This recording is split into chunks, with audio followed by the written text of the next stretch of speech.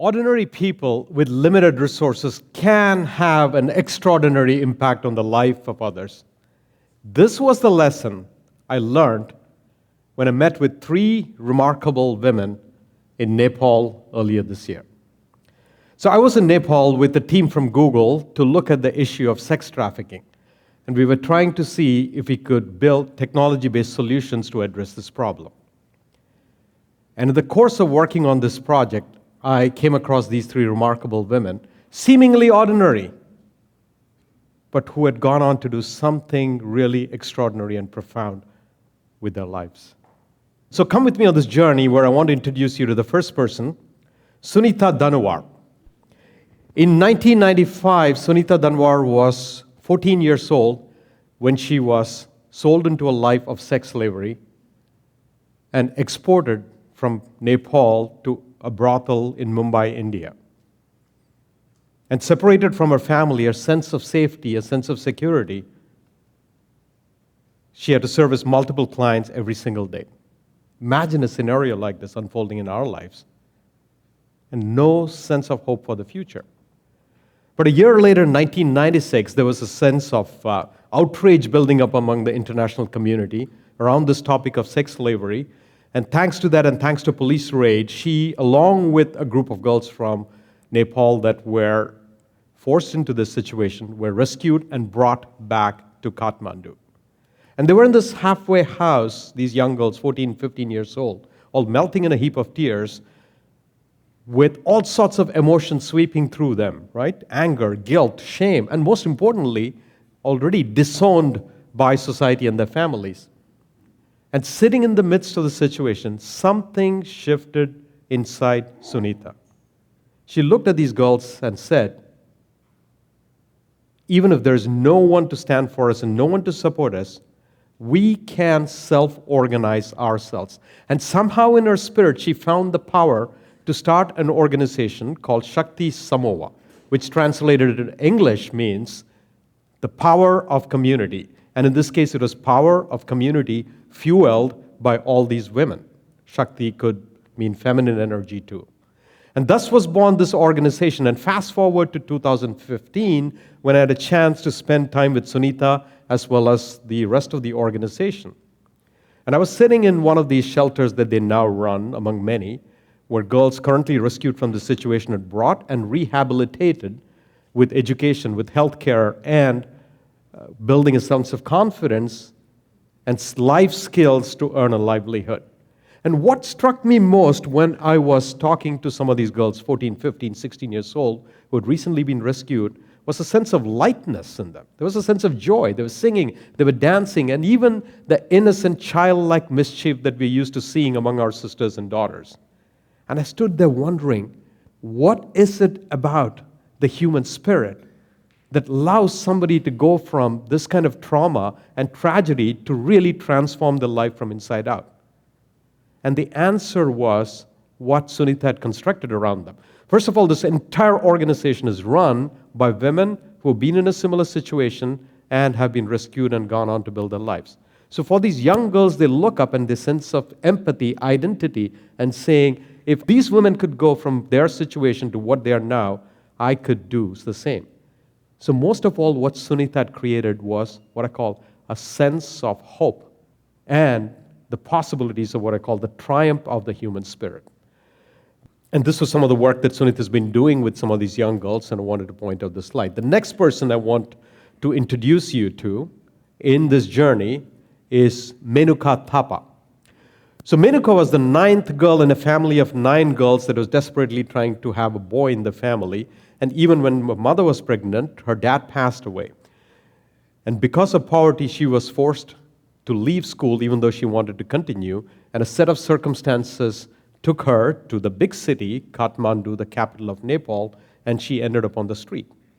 She tried seeking support from social organizations, and nobody would service her because she didn't meet a criteria that applied to that social organization. So left with no choice, but blessed with a wonderful voice, she started singing in a local folk music restaurant.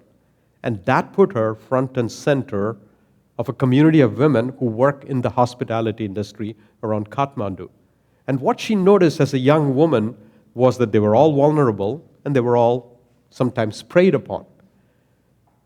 And if we find ourselves in a situation, what would we choose to do? I'll tell you what Menaka chose to do. She organized this community, and even though she had very little resources or even no life experience at all, there was a fierce determination in her, and she went about educating these women about their rights, and most importantly, giving them the self-assurance to say no when no is the right answer, and giving them the permission to not give away their sense of dignity, because nobody can take it away unless you give it away. And again, fast forward to 2015, what she has gone on to create this amazing organization called Raksha Nepal along the way, which literally means Protection Nepal. And the goal of this community is to work with women in these kind of situations in the hospitality industry who might be vulnerable, who might be preyed upon, and give them the sense of strength and support and self-assurance to stand up for themselves. So one of the projects that she has created that I visited and spent some time with is a shelter for sons and daughters of these women who, for a variety of circumstances, are forced to work in these service areas. And she gives them shelter, protection, education, and her fierce determination is that even though the mothers might be in a livelihood where they have no choice, she wants to break the cycle and make sure that the sons and daughters can go on to do something else. And one of the demonstrations these kids did while we were there was a karate demonstration, a martial arts demonstration. And what struck me then by watching these kids was not simply that they had their karate or jiu-jitsu chops, but in their eyes I saw a certain courage, a certain self-assurance, a sense of quiet dignity, and I was struck by the fact that this is the magic Menaka has created. What she's done is she's taken people, young kids or young bodies, from a very dark situation and has been able to transform them inside out. And she's gone on to create a completely new being in their place. And that, again, points to the triumph of the human spirit of what is possible. The third story that I want to share with you that I met during this journey, this person, is Nicole Kakui. Nicole comes from a completely different set of circumstances. She grew up in Wharton, Switzerland, far away from Nepal. And in 1993, when she was 20 years old, she backpacked her way, while she was a student, through Nepal, doing treks around Nepal just on a holiday, something that we all sometimes find ourselves in a situation. And on the streets of Kathmandu, she saw street kids. And put yourself in the same shoes. What would we choose to do when we find ourselves in circumstances like that? I'll tell you what Nicole did. She called her mom that night. Because when she looked into the eyes of these kids, her life trajectory had changed forever. So she called her mom and said, "Mom, can you send me some money?" And mom's like, "Nicole, you're still traveling, right? You're already out of money?" "No, Mom, I'm actually renting a house in Kathmandu." "Renting a house in Kathmandu? What are you doing, Nicole?" "Mom, I'm moving into this house with 6 kids I just adopted today." 20 years old, Swiss woman in Kathmandu. And along the way, if you fast forward again to 2015, what she's gone on to create this remarkable, she never left Kathmandu after that. And she went on to build this institution called Nava Ashagraha. Literally, it means home of new hope. And when I visited Nava Ashagraha, and I found this remarkable, thriving institution where she houses 250 kids. Her family of 6 has grown to 250, where she provides shelter, education, housing, and medical care. In addition, she sends a bus around to the local slums. 150 kids are bused in every day so that they have access to good education. And if all of this was not daunting enough, she supports another 300 kids who live with their families and go to the local school system. I sat there in a living room thinking, does this woman even understand the meaning of words like limitation or impossible? Does she even have any sense of that? And I asked her, "Nicole, what is your mission? What is your purpose that keeps you going past all the obstacles you've been facing along the way?" And she said, "Gopi, it is very simply this. I want to democratize education in this part of the world.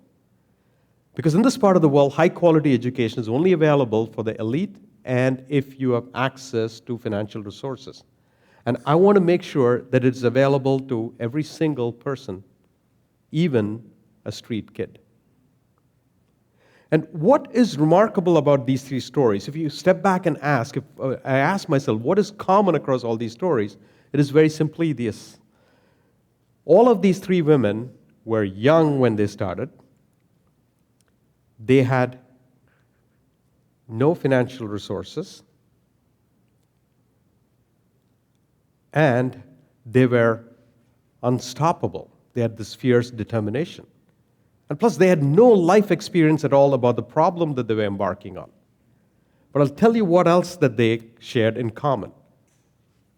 It was this sense of there are no obstacles, no limitations, and the drive to address something where they felt a sense of deep outrage. And that's what made them unstoppable. And they had no understanding of the word failure, I guess, so they did not fear it and went towards whatever that they wanted to accomplish.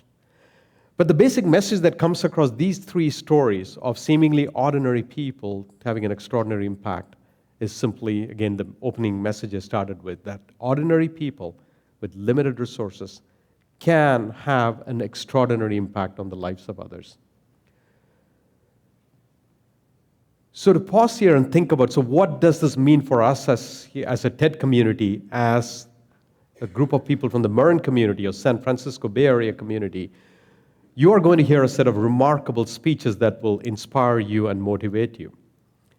And the question I want you to think about is this. We all have access to some set of resources in our lives, without question.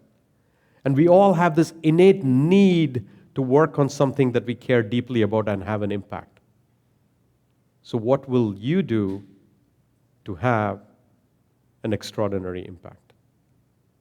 Thank you.